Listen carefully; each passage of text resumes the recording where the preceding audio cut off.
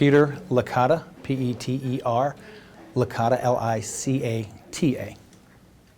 So first, can you just tell us why LPS? Why Lincoln Public Schools? As I've responded before, why not? Lincoln Public Schools is a special place. It's following a leader that has made some significant improvements to an already great district. Lincoln Public Schools also is recognized as one of the best. Every part of this community should celebrate that. But we also know that work is never done until every child graduates appropriately with the right credentials and within time. And every child is reading on grade level. And we are offering a plate of choices for our children when they graduate. Can I go to college? Is I can go to college. Should I go to work versus I have to go to work?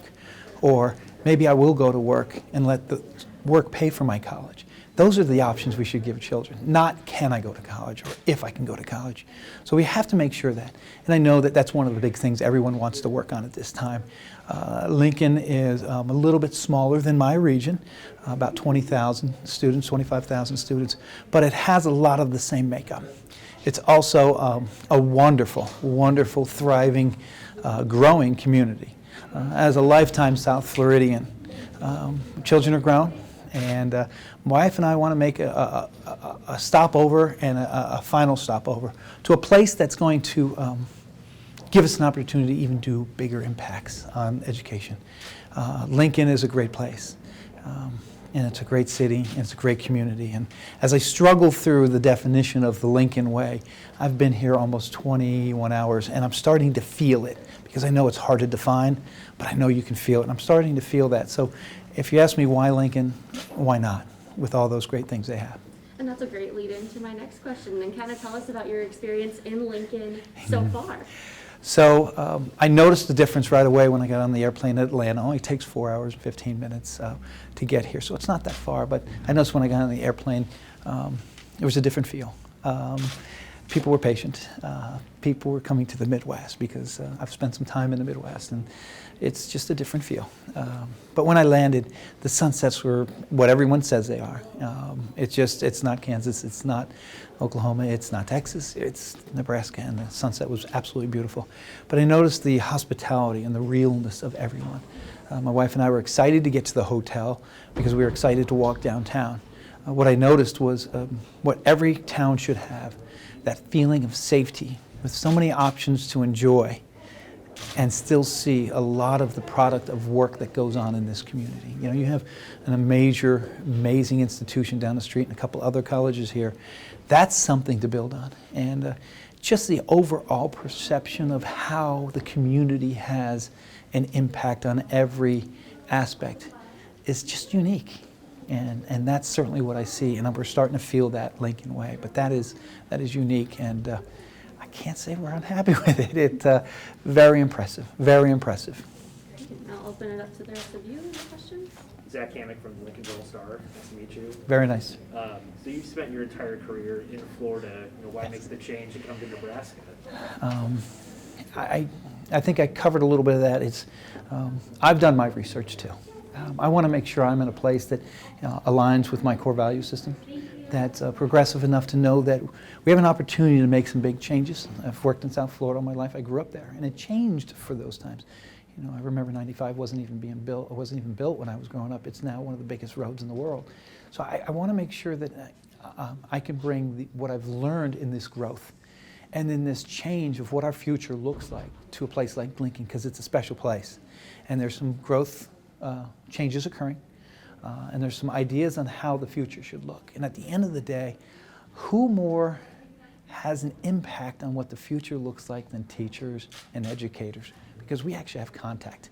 It's not social media. It's actually contact, hopefully human contact, a little more so in the future as we move through this. But that is why. It's cold here. You know what? I left Palm Beach County, Florida, and it was 36 degrees when I got on the airplane, and it was 54 when I landed here. So I know it gets much colder here, but weather is just an outside, an external factor. It's the big factor, the internal factors of this thriving community that makes it so exciting. And that is why I withdrew from Broward County, because I knew that even though I'm from there and married there and I was born there, my wife was too, this is the place where we wanted to make the priority. Anthony D'Agostino, Channel 8 News here in Lincoln. So what are your goals and how would you keep kids healthy and in schools while the pandemic is still here and hopefully ending soon? And a two-part of that, we talked about possibly what milestones LPS might have to reach in order to think about going back to remote learning during this pandemic. So what milestones would you have to see for that to be a factor when you were? So I think I'm going to bring both of them together. Although virtual learning has worked for some students, it hasn't worked for all. And that usually involves what the achievement gap is. And as educators, we all know what the achievement gap is. And closing it was not helped by the pandemic in any way, shape, or form. I don't think virtual learning is going away anyway. Coming from South Florida, we have hurricanes that sometimes last 3 or 4 weeks. We have the ability now to deploy the learning process when schools are still flooded or such. I know here you have some natural disasters. I don't know if they last that long, but especially if you, God forbid, lose a school. But that isn't going away. It also doesn't go away when a child is sick for a long period of time. They're still able to stay home and work.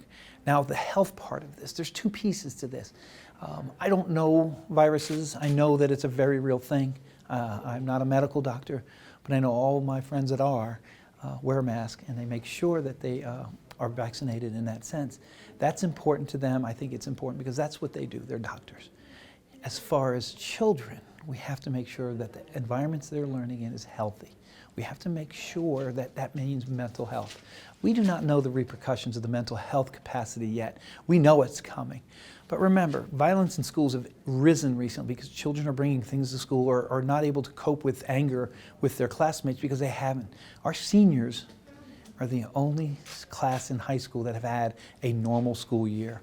Think about that. And when they graduate, not one child in middle school or one child in high school will have experienced a regular school year simply because they've been upended with truly a pandemic. And we'd love to get past it. I don't know if we will, and I don't know if there's another one coming. But I know we have to be thinking educationally different, but it starts with mental health. Because if a child's not there thinking about education, they're not going to learn. Bria Battle with 1011 now. First, welcome to Lincoln. Thank you. And given the work that you've done outside of this district, with one thing, what is it that you would like to bring to Lincoln and given this role? I don't want to sound as though the success here is underrated, because it isn't. The things here, I'm envious of so many great things here. But I want to say that, and I think your current superintendent, who's phenomenal, would say the same thing. We want to move the graduation rate up. We want to take that. I come from a place that has my region of my 9 high schools have an average of about 97 and 98% graduation rate. That includes a couple Title Is that are all free and reduced. That's an average. And we have different standards and such, but during a pandemic to actually move up is pretty good. And I know the standards are different here, but I think when you look at the 4-year graduation rate, whether it be 13 or 14 children out of 100 don't graduate on time, those parents deserve to have their child graduate. And there's 13 or 14 kids or 10 kids, whatever the number is. 1 is too many. And they go home, we still have 2% of our kids at home, and that's not too many.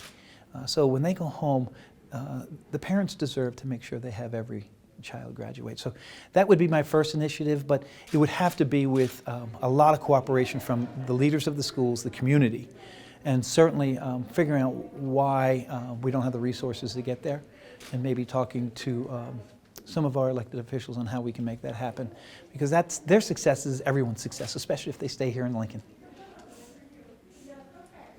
I jumped over here, sorry.